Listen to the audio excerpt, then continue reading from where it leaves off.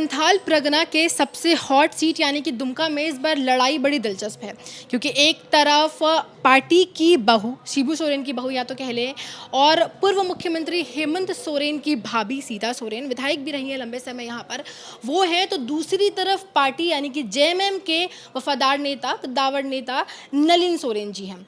ऐसे में क्या तस्वीरें होंगी ये तो वक्त बताएगा, क्योंकि सीता सोरेन जी लगातार जनता के बीच जा रही हैं और जनता से बातचीत कर रही हैं।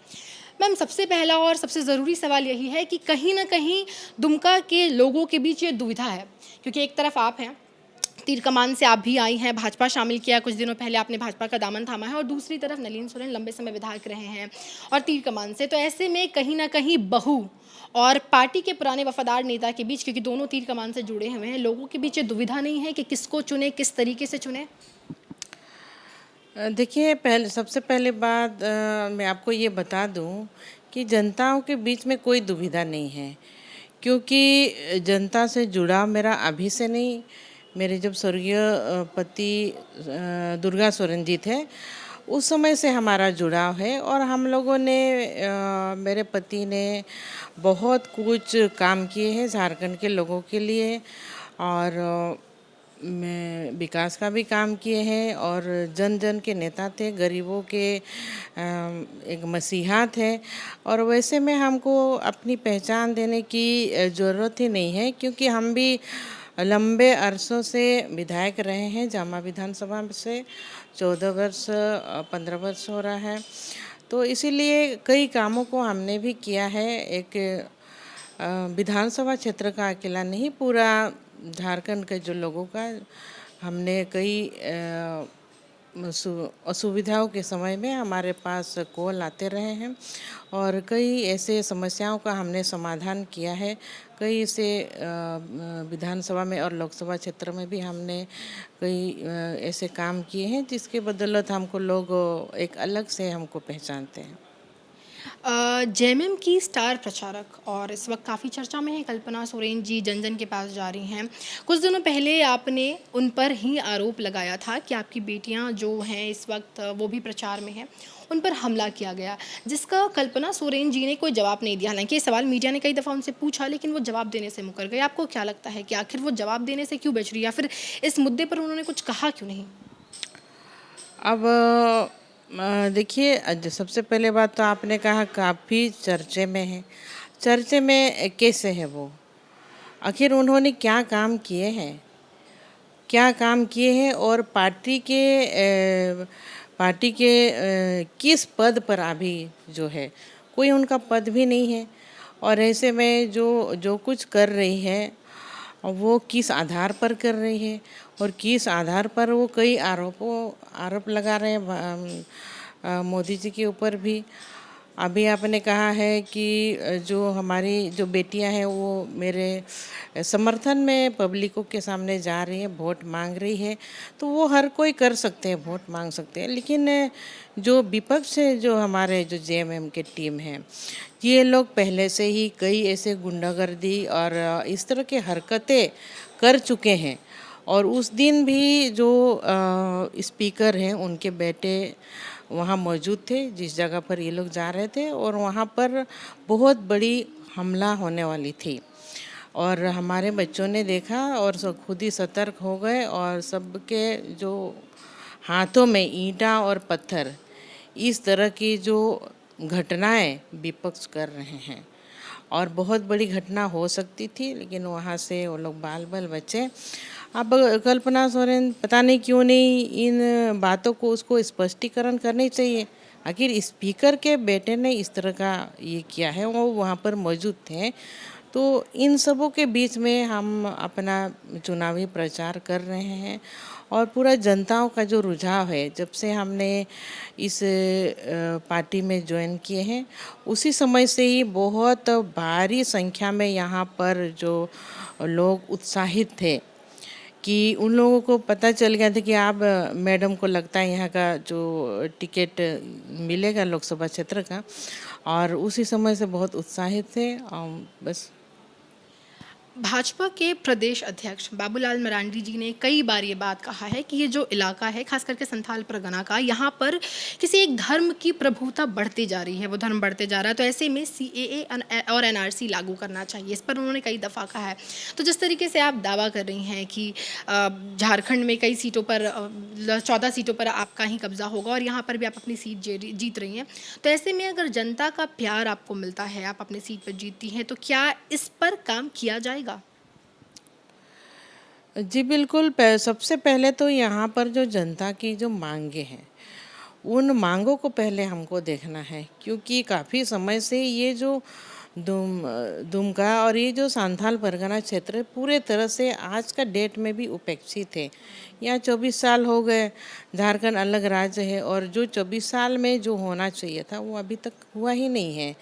और जिस बलबूते से इसको अलग अलग राज्य बनाया गया था कि एक बड़ी जो यहाँ पर समुदाय के जो आदिवासी लोग हैं उनका, अल्पसंख्यकों का और यहाँ के जो पिछड़ा वर्ग है, ऐसे लोगों का विकास होनी चाहिए था, लेकिन अभी तक विकास ही नहीं हुआ। तो देखा जाए तो बहुत पिछड़ा तक है। और ये झारखंड राज्य जो कि खनिज संपदा से भरा पूरा राज्य है, फिर भी यहाँ पर ये दशा, तो ये बहुत दुख लगता है। सबसे पहले यहाँ पानी की जो स्थिति है बहुत भयानक और गंभीर स्थिति है।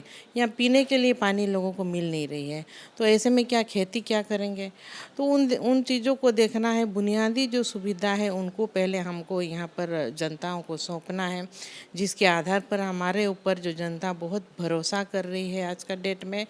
और ये भरोसा जो है कि हमको एक जो जनता का प्यार है उसको जीत के रूप में बदलेगा और सारा विकास का काम होगा। राजनीति के साथ साथ ये लड़ाई अब परिवारवाद में भी काफ़ी ज़्यादा है। कुछ दिनों पहले ही आपने कहा था कि वसंत सोरेन जी, जो आपके रिश्ते में देवर भी हैं, उनको पार्टी में वो कद नहीं मिल रहा, वो पद नहीं मिल रहा जिसके वो हकदार है। और यही बात आपने भी अपने ऊपर अपने लिए कहा था, जिसके बाद आपने भाजपा का दामन थामा था। तो आपने कहा था कि वसंत सोरेन जी भी भाजपा का दामन थाम सकते हैं, जिस पर उन्होंने प्रति उत्तर देते हुए कहा था कि चुनाव के बाद आप जेएमएम में शामिल हो जाएंगी वापस से। इस बात को लेकर क्या कहेंगी आप? ये तो हो ही नहीं सकता, क्योंकि एक 14 साल के बाद जब मैंने इस पार्टी को ज्वाइन किया है और यशस्वी प्रधानमंत्री नरेंद्र मोदी जी ने हमको एक ऐसे ये अपनापन जता करके एक हमको पार्टी में लाए और उम्मीदवार बनाए, तो हम धोखा तो बिल्कुल भी नहीं दे सकते हैं। और दोबारा उस पार्टी में जाने का मेरा बिल्कुल भी कोई इरादा है ही नहीं है। आप देर रात तक जनता के बीच जा रही हैं, लोगों से बातचीत कर रही हैं, कितनी सीटों पर दावा करती हैं इस बार की ये जो 400 पार का जो नारा है, जो आवाज़ बुलंद की जा रही है भाजपा की तरफ से, एनडीए की तरफ से, इस 400 पार के नारे में भाजपा का झारखंड में कितनी सीटें? देखिए, जिस तरह का रुझान है, एक मेरे ही क्षेत्र पर नहीं, दुमका लोकसभा पर ही नहीं, पूरा झारखंड का जो 14 के 14 सीटों पर पूरे तरह से रुझान है। और जो नरेंद्र मोदी जी पर लोगों ने विश्वास जताए हैं, एक आस्था जताए हैं, ये आस्था हमको कहीं पहले कहीं ऐसा कोई प्रधानमंत्री नहीं थे जिस तरह की आस्था मोदी जी के ऊपर है। और मोदी जी की जो गारंटी है, गारंटी पूरा ज़मीन पर उतर रही है। तो ये एक अद्भुत नज़ारा हमको आज का डेट में, जब से मोदी जी 10 साल से हैं प्रधानमंत्री, तो तब से लेकर के अब तक बस लोगों को सिर्फ मोदी जी ही दिखाई दे रहे हैं और कोई नहीं दिखाई दे रहे हैं।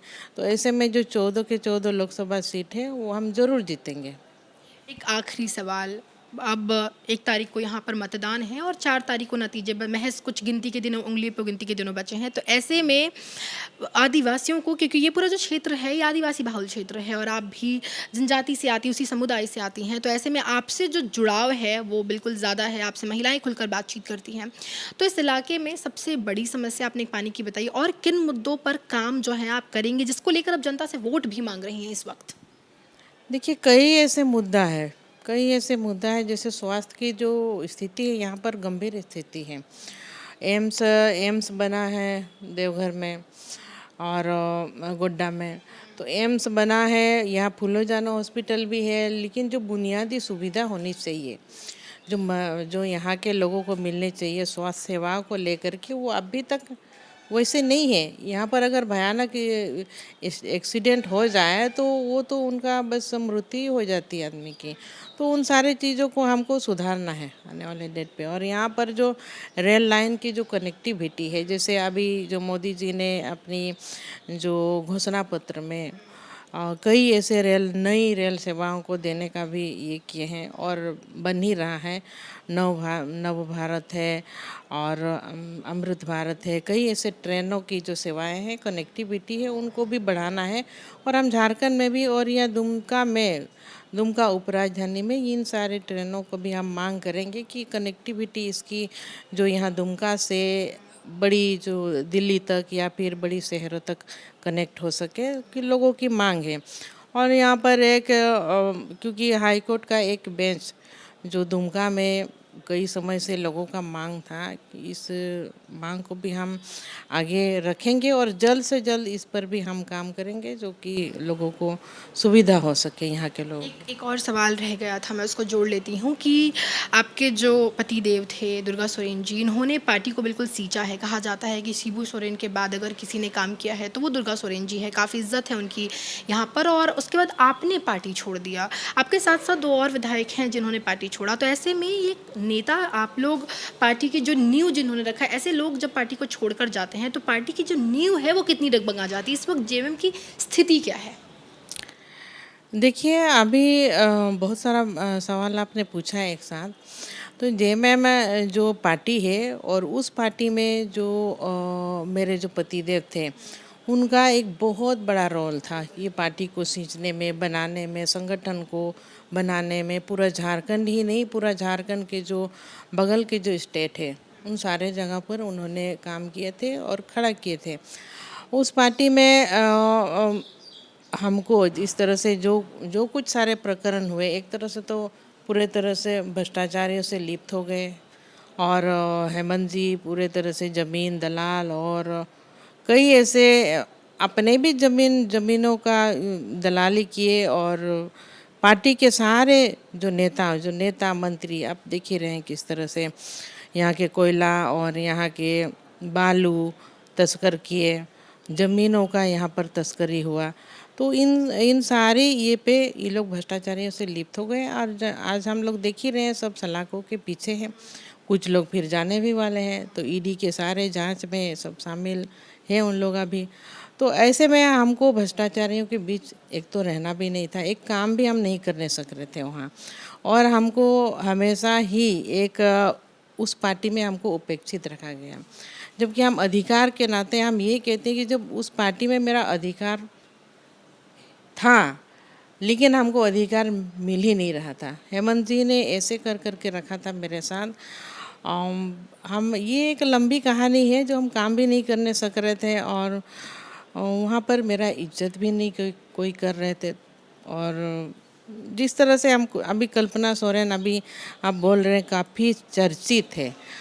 चर्चित इसीलिए है कि उन्होंने ही मुझे भी अब घर से निकाल दिया। मेरी 3 बेटी हैं, जो उन लोगों को भी पूरे घर से बेदखल किया गया। ये कल्पना सोरेन का काम है। तो ऐसे में हम उस पार्टी में कितने समय तक हम लड़ सकते हैं? हमको पब्लिक के लिए काम भी करना था और पार्टी के द्वारा मेरे साथ इस तरह मतलब व्यवहार भी किया जा रहा था। तो हमको काफ़ी दिक्कतों का सामना करना पड़ा और लास्ट में तो मेरे लिए कोई जगह भी नहीं रह गया था। और उन्होंने ऐसा किया। और चर्चित है आप बोल रहे हैं, तो हमको तकलीफ़ लगा कि चर्चित कैसे हुई।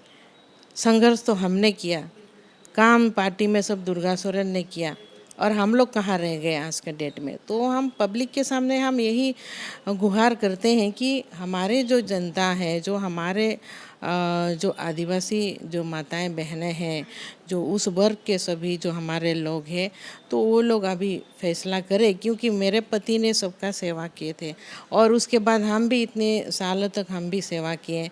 तो वही जनता के ऊपर हम छोड़ रहे हैं, आखिर जनता न्याय करे।